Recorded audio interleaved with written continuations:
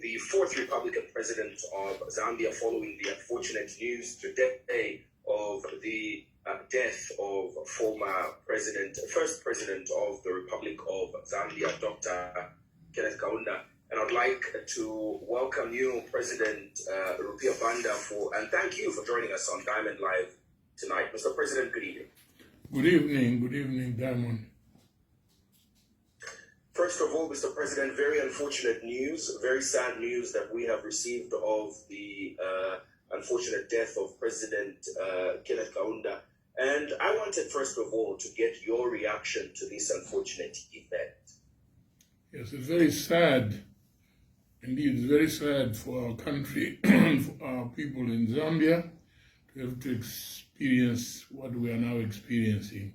Of course, we all know that death is inevitable and that after a while we will all leave. But we are so used to living with Dr. Kaunda that we wanted him a little bit longer. It's a big shock. You, President Banda, share quite fond memories. You did serve as a diplomat under President Kenneth Kaunda. And I wanted to find out also if you could just relate from your experience what you would say the type of person that he was. Yes, I'll say that indeed I am one of the few Zambians who can claim to have had the privilege of working with Dr. Kaunda from a very young age. From the time before our independence, when the headquarters of the freedom movement was still in Chilenge, I used to go there from Munali with a number of other young people. We would walk all the way from Munali to Chilenge to visit him, and he was always, despite the difficulties that he was facing, always a happy person, always a kind person, always a generous person.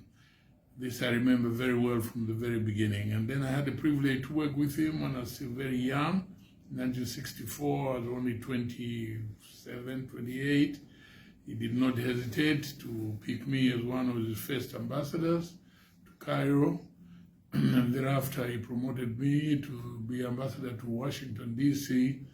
And thereafter, many promotions that I got from him to New York as permanent representative, as head of many parastatals like NAMBORD, like Rural Development Corporation, etc., and chairman of many, many other boards. So I always remember him as one who had a lot of confidence in me, which I consider to be a special privilege. And eventually I became the president of Zambia myself. So he built me up to become what I became, what I am today. I was just reading up one of the articles that has been written in remembrance of President Kenneth Kaunda, and one of them saying there is no one who is too old to die, and the president did leave quite a legacy.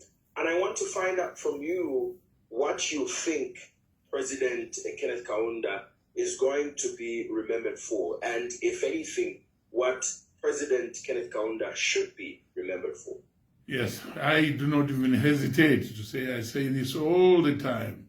From 1964, after a grueling struggle for our independence, he showed his true colors in 1964 at the stadium, at Independence Stadium, as we received the flag of Zambia and the Constitution of Zambia, changing it from Northern Rhodesia to Zambia.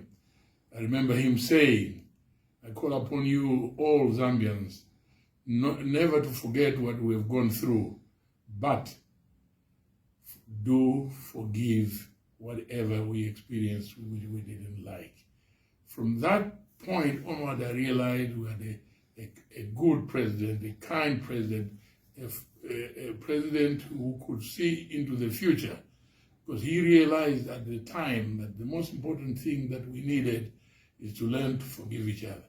The other point that he made a great impression on me was the fact that the rallying cry for Dr. Kaunda's political activities was always one Zambia, one nation.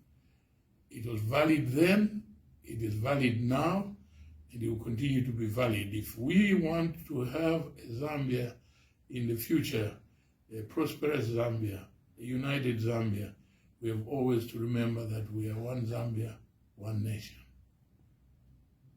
And there are many others, of course, when he started enunciating his policies with his colleagues, and so you saw the emphasis that he put into education.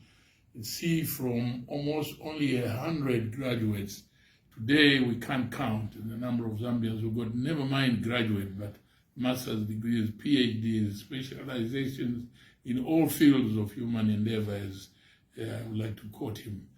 He is a man that Zambians and the world will never forgive. I have received a number of calls already from people in other parts of the country because my phone is roaming. That's how you got me today. And people were saying, we mourn with you. Many of us are enjoying what we are enjoying in our various countries because of Dr. Kaunda and his colleagues with whom he fought for the independence of Zambia.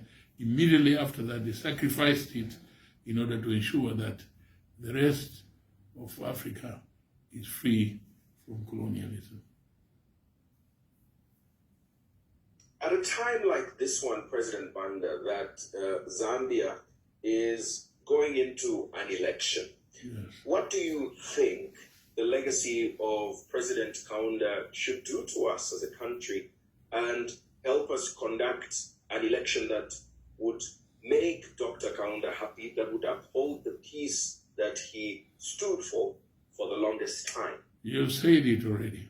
You've already said that Dr. Kaunda, we should use our experience under his leadership and for all the pronouncements that he made as a leader and he made even after he lost elections, we should use that to help us achieve precisely what he has said. A good, peaceful election that will keep us together as Zambians. It is important that we take advantage of this very sad passing of Dr. Kaunda to remember that he always wanted Zambians to be together. Hence his rallying cry for one Zambia, one nation. I hope that as a result of this, it will bring us Zambians closer to each other.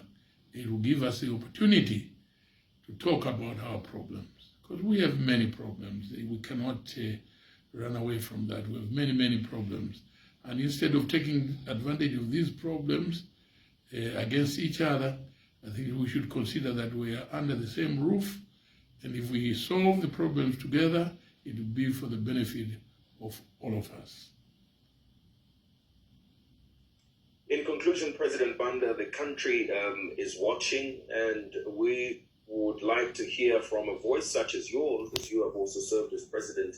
In conclusion, your message to the Zambian people and to the family of Dr. Kaunda. Yes, you know, since we started to talk this evening about the passing of our president, we should not forget that we are in the middle of a pandemic. We have a very serious crisis facing the Zambian people, perhaps the biggest crisis that we've ever faced since our existence as a nation. And I would like that we take advantage of this to bring us together as Zambians, first to mourn our president with dignity and to show the rest of the world that despite the fact that this is an election year, with the Zambians who rally behind our current leadership to assist in ensuring that we go through whatever problems we have, especially, as I said, with COVID, with the economy, with the many other problems that we're facing, that we should use the passing on of our first president as a reason for us to come together and mourn together. I would be so happy to see us together issuing statements calling upon every Zambian to say, in honor of Dr. Kaunda, please let us ensure that we have a peaceful election, an election which will give us a good result that will enable us to proceed as one Zambia, one nation.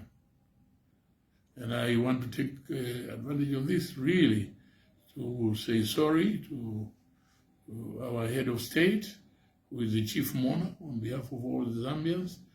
As you know, I'm one of the former presidents.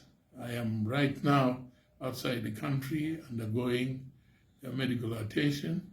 I was feeling very sorry for President Edgar Lungu, that there in Zambia, he was looking after Dr. Kaunda before he passed on, and he was looking after me. He was looking after all the Zambians who were going through all these problems that were enunciated in our discussion this evening. That I feel very sorry for him, and I hope that we can use this opportunity to encourage Zambians to come together, to encourage our leadership to bring us together so that we can remain what Dr. Kaunda always called for, always dreamt for, all that he fought for, together with all his colleagues, one Zambia, one nation. Thank you so much, Mr. President.